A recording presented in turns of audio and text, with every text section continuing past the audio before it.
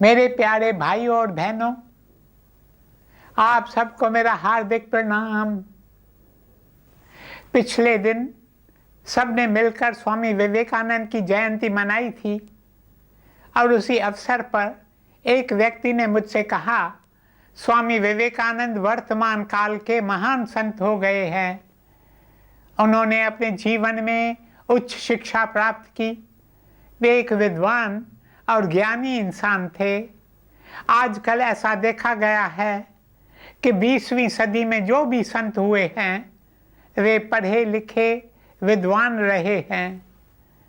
मेरे प्यारे भाइयों और बहनों, गुरुदेव ने भी उच्च शिक्षा प्राप्त की। उच्च शिक्षा के साथ साथ उनमें अन्य गुण थे। वे स्वभाव से सरल और दयालु इंसान थे। आगे चलकर वे सब के प्रिय संत बन गए। संत अरविंद घोष, वे भी इसी सदी के संत थे। वे भी बड़े विद्वान थे। वे एक कॉलेज के वाइस प्रिंसिपल बने।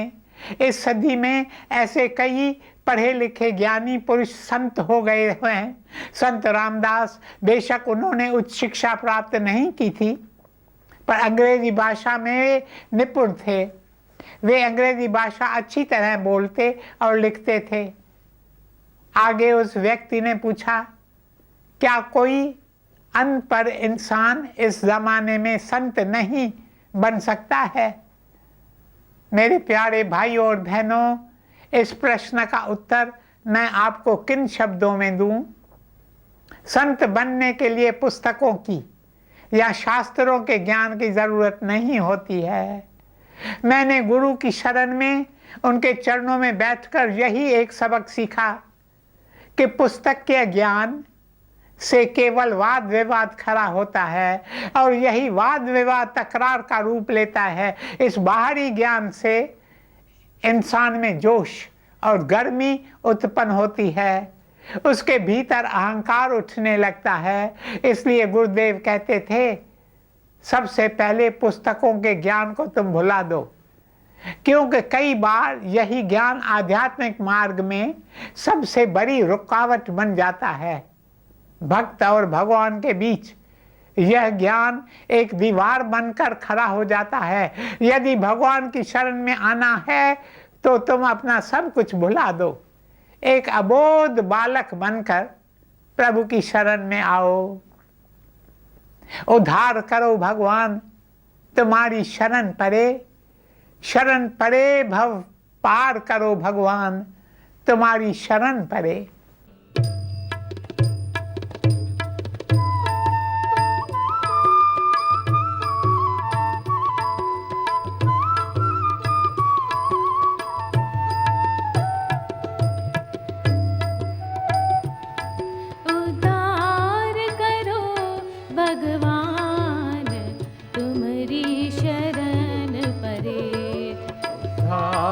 करो भगवान, तुम्हारी शरण पड़े। भव पार करो भगवान, तुम्हारी शरण पड़े। भव पार करो भगवान, तुम्हारी शरण पड़े।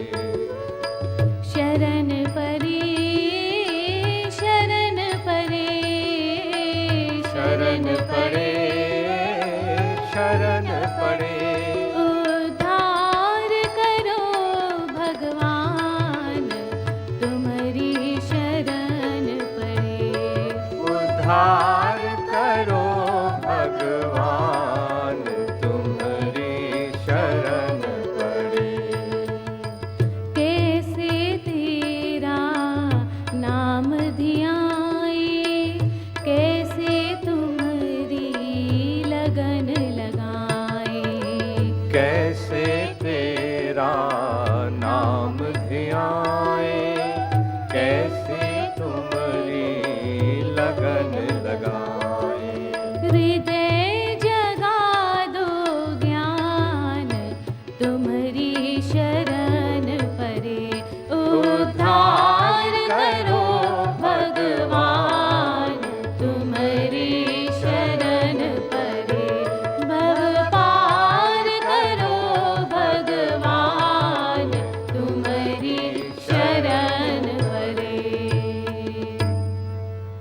मेरे प्रियजनों, जैसे माता पिता अपने छोटे से अबोध बालक का ध्यान रखती है, ठीक उसी तरह परम पिता परमेश्वर भी तुम्हारा ध्यान रखेंगे।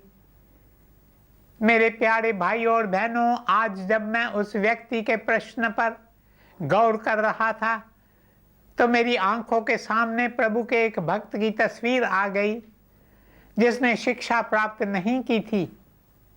वह एक साधारण सा नौकर था। स्वामी विवेकानंद का गुरु भाई था। वह कभी पाठशाला नहीं गया। वह टूटी फूटी भाषा में बात करता था। भारतवर्ष में कई गांव हैं, आपने देखा होगा गांव वाले टूटी फूटी भाषा में बात करते हैं। ऐसा ही एक गांव वाला मैंने भी देखा। वह 5 पैसों को 5 पक्खा कहते थे। स शब्द का उच्चारण ठीक से नहीं कर पाता था। उसी तरह यह भक्त भी शब्दों का उच्चारण ठीक से नहीं कर पाता था। स्वामी विवेकानंद का असली नाम नरेंद्र था और यह उन्हें लोरेन नाम से बुलाता था। इस तरह लोरेन नाम से पुकारने पर उसके साथी उस पर हंसते, उसका बार बार मजाक उड़ाते थे, पर वह कभी बुरा नहीं मानता था। सब कुछ चुपचाप सहन करता था। आप सोचते होंगे इस भक्त का नाम क्या है?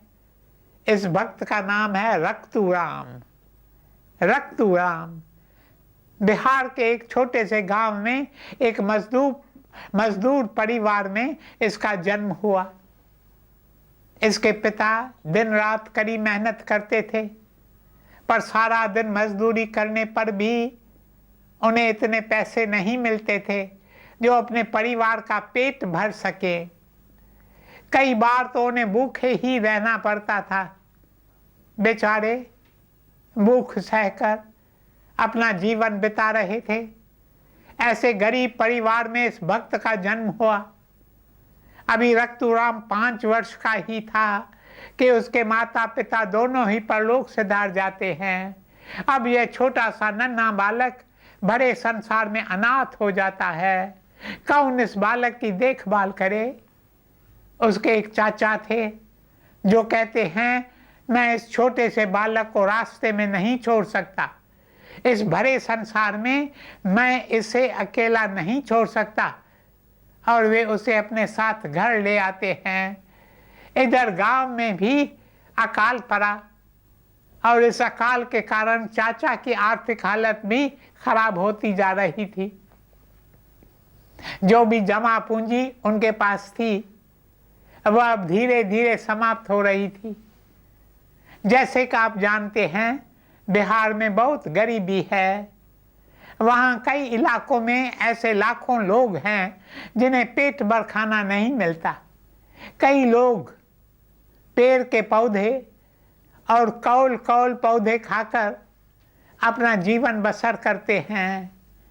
अपनी आर्थिक हालत को बिगड़ता देखकर रक्तूराम के चाचा कहते हैं कि अब और अधिक समय इस गांव में हम नहीं रह सकते, क्योंकि अगर हम यहाँ रहे तो हमें भी इस अकाल के कारण एक दिन भूख में तड़प कर अपना दम तोड़ना पड़ेगा।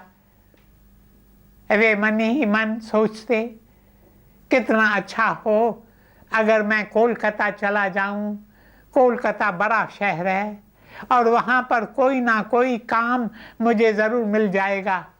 अब चाचा रक्तूराम को अपने साथ लेकर कोलकाता शहर आ पहुँचते हैं। कोलकाता पहुंचकर पहले तो चाचा को काम के लिए काफ़ी मेहनत करनी पड़ती है। काम की तलाश में कई दिन बीत जाते हैं और आखिर एक दिन चाचा की मेहनत सफल होती है।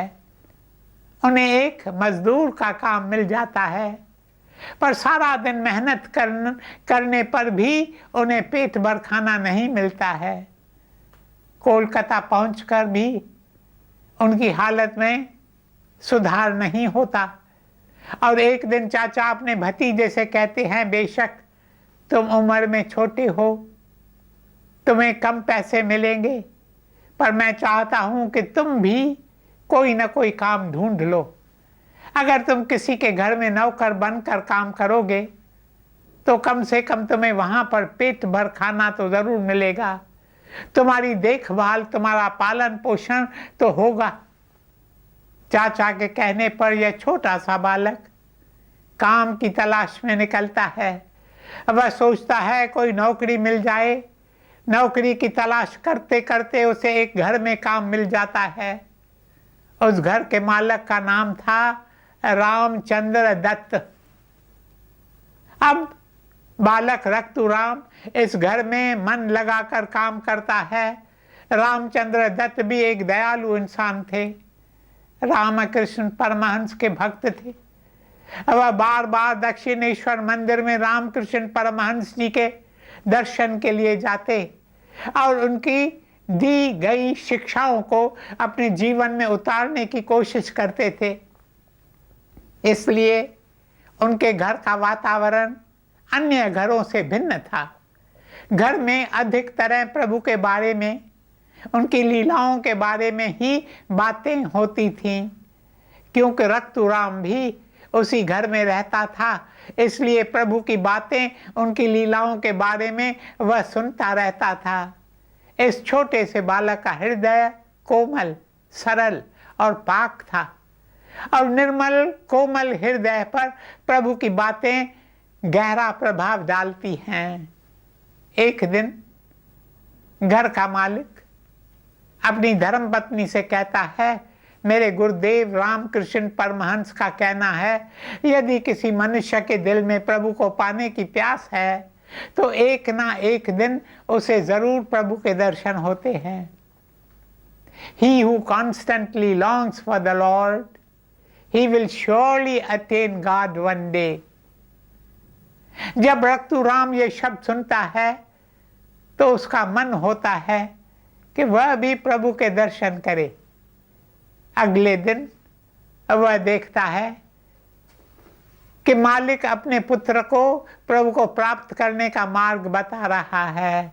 अपने पुत्र से कहता है, प्रभु को पाने के लिए तुम एकांत में इस शोरोगुल से दूर किसी शांत स्थान पर जाकर बैठो और प्रभु का ध्यान करो। प्यास में दिल की गहराइयों से तड़प कर उसे पाने की लालसा में अपनी आंखों से आंसू बहाओ। He who goes in solitude and weeps for the Lord and cries for the Lord, he will surely attain the Lord one day. जब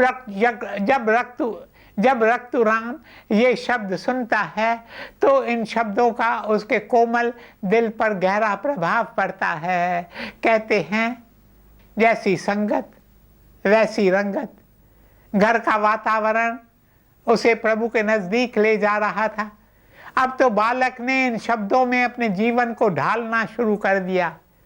वह घर के कामकाज निपटाकर किसी न किसी कोने में बैठकर ध्यान करता था। फिर कभी दोपहर के समय चादर ओढ़कर चुपचाप लेटा रहता। उसका ध्यान शून्य में रहता और उसके होंठ कुछ बुदबुदाते, उसकी आंखों से आंसू बहने लगते। बार बार वह अपने छोटे छोटे हाथों से आंसू पूंछता। उसकी ऐसी हालत देखकर घर के लोग समझते कि शायद उसे अपने चाचा या अन्य किसी रिश्तेदार या फिर अपने गांव की याद सता रही है। अपने चाचा से मिले हुए उसे काफी दिन भी हो गए थे। घर का हर सदस्य अपने अपने अनुमान लगा रहा था, पर वह किसी से भी अपने दिल की बात नहीं कहता। संत रामकृष्ण के बारे में उसने इतना कुछ सुन रखा था कि अब उसके दिल में उनके दर्शन करने की तीव्र इच्छा पैदा होती है। वह मन ही मन कहता है, काश मुझे भी संत के दर्शन मिल जाएं। रामचंद्र दत्त, जिसे लोग राम बाबू भी कहते थे, वे बाजार से मिठाइयाँ मेवे लेकर अपने गुरु को भिजवाते थे और एक दिन मौका पाकर रक्तूराम अपने मालिक से कहता है, आप संत के लिए मिठाइयाँ और मेवे दक्षिणेश्वर मंदिर में भिजवाते हैं। कितना अच्छा हो अगर किसी दिन आप यह काम मुझे सौंप दें। उसे देखकर राम बाबू कहते हैं कि तुम अभी बहुत छोटे हो और दक्षिणेश्वर मंदिर तो बहुत दूर है, तुम इतनी दूर पैदल कैसे जा सकोगे। पर बालक कहता है, मालिक मैं चाहता हूँ कि मैं जाकर संत के दर्शन करूँ। मेरे दिल में उनके दर्शन करने की बहुत प्यास है। मैं उनके चरणों में अपना सिर झुकाना चाहता हूँ और उनके चरणों की धूल को अपने मस्तक पर लगाना चाहता हूँ। राम बाबू उसकी यह बात सुनकर बेहद प्रसन्न होते हैं। बालक काफी समय से उनके घर में काम कर रहा था और राम बाबू जानते थे कि वह एक मेहनती और ईमानदार बालक है। बालक पर उनको पूरा विश्वास था। वे ये भी जानते थे कि बालक बहुत स्वाभिमानी भी है। इस बात का उन्हें अनुभव था। हुआ यूं कि एक दिन राम बाबू के एक मित्र ने रक्तूराम के सामने ही उसके खिलाफ कुछ शब्द कहे। मित्र ने राम बाबू के परिवार वालों से कहा, आप इस लड़के को बाजार से सामान लाने के लिए इतने सारे पैसे देते हैं, क्या आपको पूरा भरोसा है कि यह आपको पैसों का पूरा पूरा हिसाब देता है। कई नौकर चोरी करते हैं और अपने मालिक को बराबर हिसाब नहीं देते। रक्तूराम ने जब यह शब्द सुने तो उसके स्वाभिमान को बहुत चोट पहुंची और उसने तुरंत राम बाबू के मित्र से कहा, बेशक मैं नौकर हूं पर मैं चोर नहीं हूं। नौकर के मुख से जवाब सुनकर वह आदमी भड़क उठा। वह मन ही मन कहने लगा, इस नौकर की इतनी हिम्मत जो मुझसे इस तरह बात करे। पर वह कुछ भी नहीं कह पाया क्योंकि रक्तूराम के शब्दों में सच्चाई थी। पर उसने जाकर अपने मित्र राम बाबू से रक्तूराम की शिकायत की। इस पर राम बाबू ने अपने मित्र से कहा, जरूर आपसे कोई भूल हुई है। मैं इस लड़के को अच्छी तरह पहचानता हूँ। मैंने कई बार इस बालक की परीक्षा ली है और मैं जानता हूँ यह एक ईमानदार बालक है। इस बालक पर मुझे पूरा भरोसा है। हाँ, तो मैं कह रहा था कि रक्तूराम के दिल में संत के दर्शन की प्यास बढ़ती जा रही है। एक दिन राम बाबू से बाजार से मिठाइयाँ तथा फल खरीद कर देते हैं और उसे संत रामकृष्ण के पास भेजते हैं। मेरे प्यारे भाइयों और बहनों, उन दिनों यातायात के साधन नहीं थे, बस की व्यवस्था नहीं थी, इसलिए उन दिनों लोग कोलकाता से दक्षिणेश्वर का सफर पैदल ही तय करते थे। बालक भी अपने दिल में संत के दर्शन की प्यास लेकर कई मीलों का सफर पैदल तय करता हुआ दक्षिणेश्वर के मंदिर में आ पहुंचता है। मंदिर में वह संत के पास आता है और एक तक उन्हें निहारता रहता है। फिर पता नहीं उसे क्या हो जाता है, उसकी आंखों से अश्रुओं की धारा बह निकलती है। थोड़ी देर बाद उसे ध्यान आता है। वह संत के चरणों में अपना शीश झुकाता है और उनका आशीर्वाद लेकर वापस कोलकाता लौट आता है। अब तो उसका मन बार बार संत के दर्शन करने के लिए ललचाने लगा। अब वह संत के दर्शन पाने के अवसर की तलाश में रहता।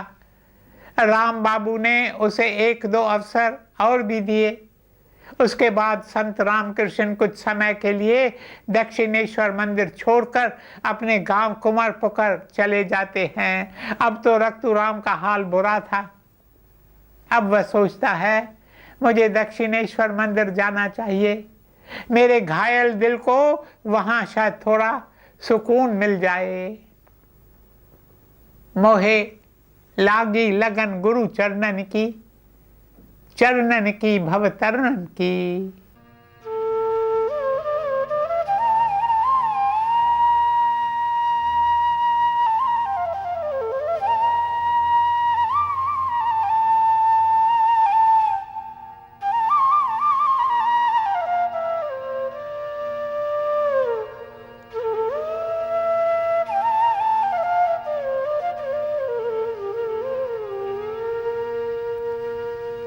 मोहे लागी लगन गुरु चरणन की, चरणन की भव तरनन की, चरणन की भव तरनन की। मोहे लागी लगन गुरु चरणन की, चरणन की भव तरनन की, चरणन की भव तरनन की।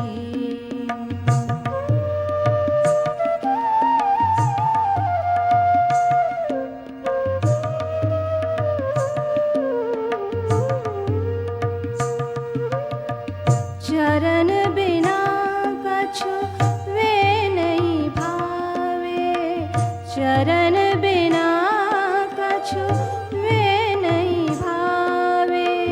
जग माया सब सपनन की, जग माया सब सपनन की। मोहे लागी लगन गुरु चरणन की, चरणन की भव तरनन की, चरणन की भव तरनन की, चरणन की भव तरनन की। मेरे प्रियजनों, रक्तुराम दक्षिणेश्वर मंदिर में आता है, वह संत के कमरे में आता और मन ही मन सोचता है, कमरा तो वही है पर संत कहाँ है। उसका दिल तो बस यही पुकार रहा था, मेरा महबूब कहाँ है। वह दीवानों की तरह इधर से उधर जाने लगता है। वह कभी आंगन में जाता तो कभी मंदिर के बगीचे में, कभी मंदिर के भीतर जाता तो कभी गंगा नदी के तट पर। बेशक यह मंदिर वही था, बगीचा वही था और कमरा वही, किंतु संत के बिना सब वीरान था। अब वह बेचारा थक हार कर कोलकाता लौट आता है। आज बस यहीं तक, शेष कल। ओम शांति शांति शांति।